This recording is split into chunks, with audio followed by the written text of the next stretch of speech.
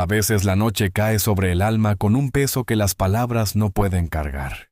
El rostro se endurece de tanto resistir. La mente se agota de tanto pensar y el corazón se cierra por miedo a romperse más de lo que ya está. En esos momentos, cuando la vida parece burlarse de nuestra fe, cuando la oración parece chocar contra un cielo de hierro, cuando la esperanza se convierte en un susurro que apenas se oye. Es allí donde la Biblia empieza a hablar con una voz que no es de este mundo. Porque mientras todo calla, la palabra de Dios aún susurra a los cansados, aún grita en medio del dolor, aún levanta a los caídos con una promesa silenciosa, pero viva. Dios no olvida a los que lloran. Desde las primeras páginas del Génesis hasta el último capítulo del Apocalipsis, la Biblia no esconde el dolor del hombre. No lo disfraza, no lo minimiza, no lo ignora. Llena de historias de hombres rotos, mujeres olvidadas, hijos rechazados y profetas perseguidos, nos muestra una verdad más grande que el sufrimiento. Que hay un Dios que mira, que escucha, que actúa. Un Dios que se mueve no solo en la gloria, sino en el polvo. Un Dios que no busca a los fuertes, sino que fortalece a los débiles. Un Dios que no premia la apariencia, sino que escoge lo que el mundo desecha. Y ese Dios no ha cambiado. A lo largo de los días, el alma humana atraviesa senderos que no siempre conducen a la luz. Hay etapas donde el dolor se convierte en una presencia constante, donde el silencio pesa más que cualquier palabra, y donde el corazón parece olvidar cómo se siente el consuelo. En esos momentos, muchos se preguntan dónde está Dios, por qué calla, por qué permite el llanto, por qué no responde de inmediato como uno quisiera. Pero es precisamente en ese silencio donde la Biblia se abre como un refugio, como una carta escrita por un padre que no ha dejado de mirar a sus hijos. La Escritura no ignora las lágrimas. Al contrario, las reconoce, las recoge, las honra. El Salmo 56 nos recuerda que Dios guarda nuestras lágrimas en su redoma, que ninguna cae al suelo sin ser notada por Él, y que detrás de cada lamento hay una esperanza que aún no ha terminado de nacer. Desde el principio, Dios ha estado atento al clamor de los suyos.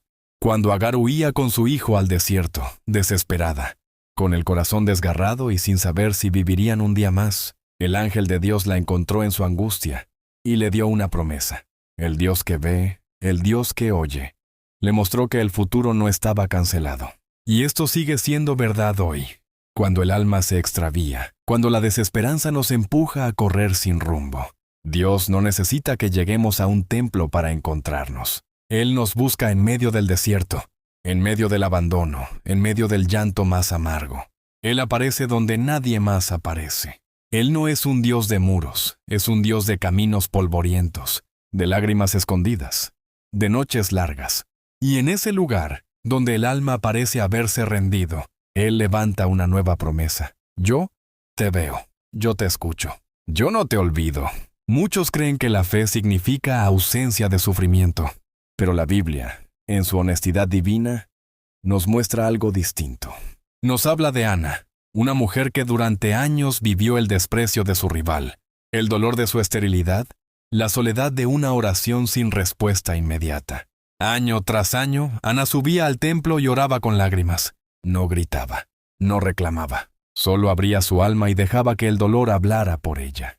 El sacerdote pensó que estaba ebria. Nadie entendía su llanto. Nadie interpretaba sus gemidos. Pero Dios sí. Y en ese mismo momento en que Ana ya no tenía palabras, Dios comenzó a preparar la respuesta. Porque Dios no responde a las oraciones vacías de emoción. Dios responde a las oraciones que nacen del quebranto, de la sinceridad, de la rendición. Y cuando Ana regresó a casa, su rostro ya no era el mismo. La promesa aún no había llegado, pero la paz ya la había tocado. Dios no olvida a los que oran con lágrimas. Dios no desatiende a los que sufren en silencio. La historia de Job también nos recuerda que el sufrimiento no siempre es castigo. En ocasiones es prueba, en otras es crecimiento. A veces es misterio, pero nunca es olvido. Job lo perdió todo. Perdió a sus hijos, su salud, sus bienes, su paz. Lo que más duele es que perdió el silencio de Dios. No entendía lo que ocurría. Sus amigos lo acusaban.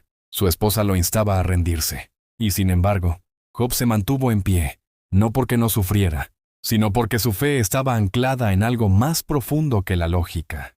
Aunque me mate, en él esperaré, dijo. Estas palabras no vienen de alguien que ignora el dolor, sino de alguien que ha aprendido a esperar más allá del dolor.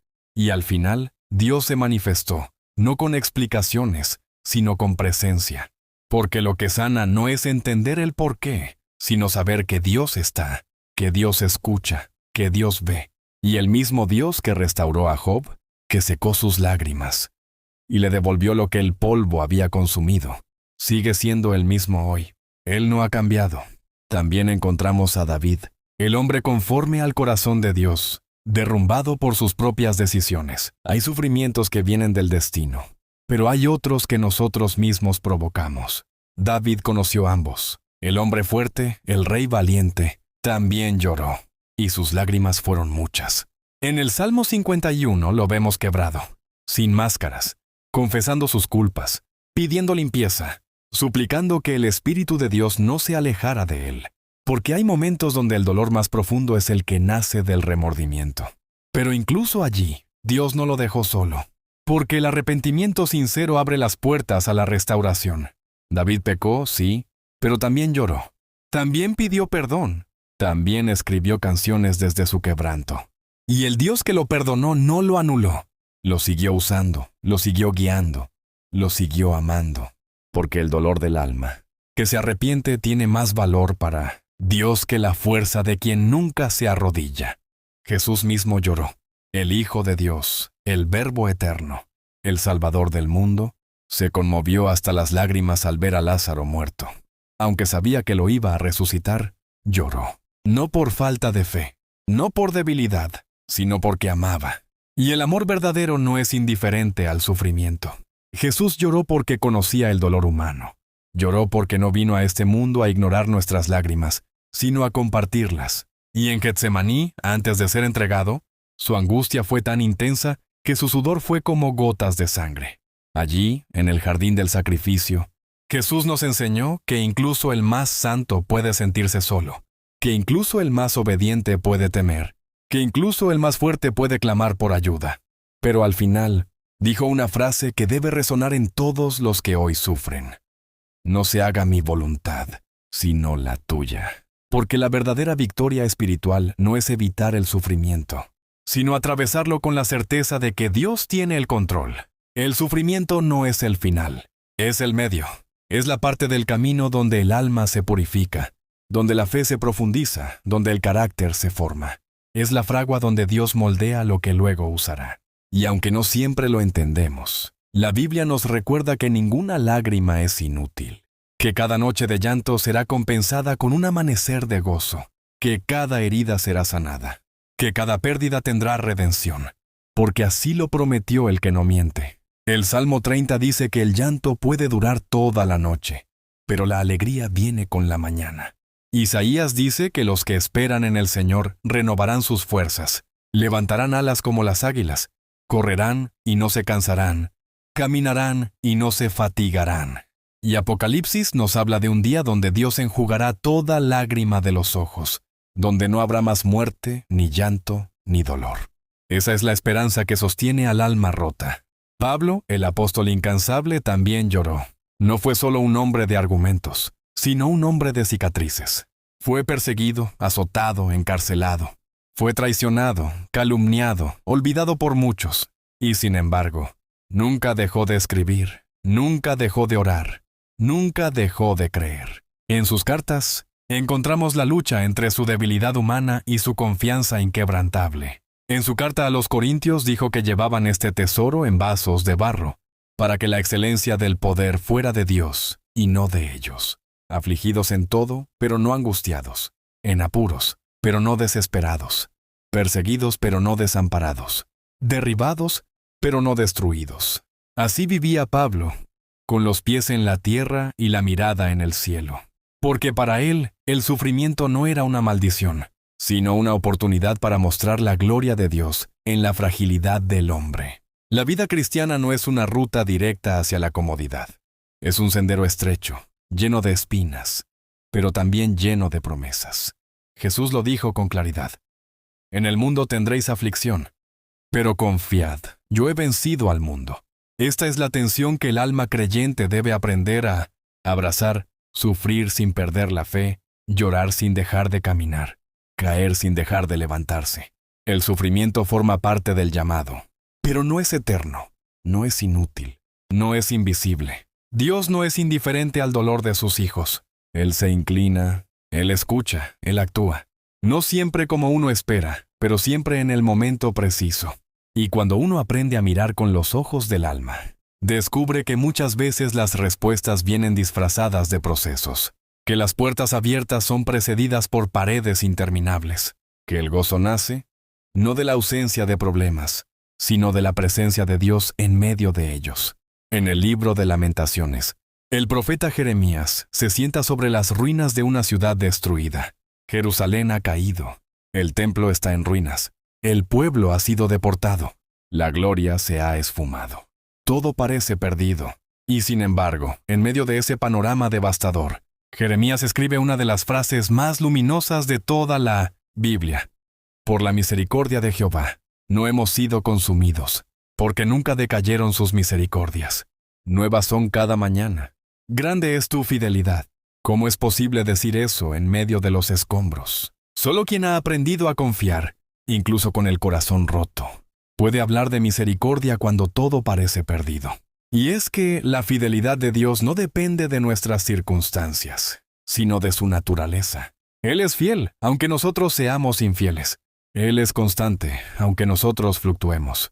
Él permanece, aunque todo lo demás caiga. María, la madre de Jesús, también conoció el dolor. Aquel niño que un ángel le anunció con promesas de grandeza, terminó colgado en una cruz, desfigurado, humillado, sangrando frente a sus ojos. Ninguna madre debería vivir eso. Pero ella estuvo allí. No gritó, no huyó, no maldijo, permaneció. Porque hay dolores que no se pueden explicar, solo se pueden resistir. Y en esa cruz, mientras su hijo moría, Jesús le entregó a Juan y a Juan le entregó a ella. Incluso en su último aliento, Jesús pensó en quien lo había acompañado hasta el final. Porque el amor de Dios no olvida a los que permanecen, no desprecia a los que lloran en silencio, no ignora a los que aman en medio del sufrimiento. María, la mujer elegida, no fue exenta de dolor, pero fue testigo de la resurrección. Y eso basta, porque todo lo que el dolor parece destruir, Dios puede restaurarlo con un solo amanecer. La iglesia primitiva entendió que el dolor y la gloria caminan juntos. Leemos en Hechos que los discípulos salían gozosos por haber sido dignos de padecer por el nombre de Jesús. No estaban locos, no amaban el dolor, pero habían comprendido que había algo más grande que la comodidad, la fidelidad. Habían visto al resucitado, habían sido llenos del Espíritu Santo, habían entendido que esta vida es pasajera y que lo eterno pesa más que lo temporal. Por eso no se rendían, por eso no huían, por eso transformaron el mundo, no desde tronos, sino desde cárceles, no desde palacios, sino desde catacumbas. Ellos sabían que cada lágrima contaba, que cada herida tenía valor, que cada sufrimiento ofrecido a Dios era semilla de redención. ¿Y tú, que hoy estás leyendo o escuchando esto con el alma herida, con los ojos cansados, con el corazón temblando, debes saber que no estás solo? No importa cuán profunda sea tu tristeza, cuán largo haya sido tu llanto, cuán oscuro parezca tu camino. Dios no te ha olvidado, Dios no te ha abandonado, Dios no te ha rechazado. Él está más cerca de lo que imaginas. Él está recogiendo cada lágrima, anotando cada suspiro, sosteniendo cada paso. Puede que no lo veas aún, puede que no lo sientas, pero Él está, así como estuvo con Moisés en el desierto, con Daniel en el foso, con José en la cárcel, con Esther en el palacio, con Ruth en los campos, con Elías en la cueva. Así está contigo hoy. La fe no elimina el sufrimiento, pero transforma su sentido. El dolor sin fe es desesperación, pero el dolor con fe se convierte en una escuela sagrada, donde el alma aprende a ver lo invisible, a esperar lo eterno, a confiar en lo que no se puede tocar. La fe es la certeza de lo que se espera, la convicción de lo que no se ve. Y mientras esperas, mientras lloras, mientras caes y te levantas, Dios está obrando en lo oculto. Te está formando, te está puliendo, te está preparando para lo que vendrá. El apóstol Pedro escribió que después de haber padecido un poco de tiempo, el Dios de toda gracia, que nos llamó a su gloria eterna en Cristo Jesús, nos perfeccionará, afirmará, fortalecerá y establecerá. Esta es la promesa. No quedaremos rotos para siempre. No viviremos en sombra toda la vida. Dios no solo enjuga las lágrimas, también nos hace nuevos, nos convierte en testimonio, nos transforma en consuelo para otros. Así como tú lloraste, mañana consolarás a los que lloran. Así como tú fuiste levantado, mañana serás quien levante. Porque el dolor que hoy parece inútil, mañana será palabra viva para alguien que piensa rendirse. Y así se cierra este mensaje, no con respuestas fáciles, sino con una verdad sólida. Dios no olvida a los que lloran. Él está contigo en el valle. Él camina contigo en el fuego. Él susurra en medio del silencio. Él no ha terminado contigo. Tu historia sigue. Tu alma vive. Tu fe respira. No todo está perdido. El amanecer viene. Y cuando llegue, verás que cada lágrima tuvo sentido. Que cada noche dio fruto. Que cada oración fue escuchada. Así que resiste, aunque no entiendas. Aunque no veas, aunque no sientas, resiste, porque Dios está obrando, y no lo hace a medias. Él termina lo que comienza, y tú eres obra suya, y aún no ha terminado contigo.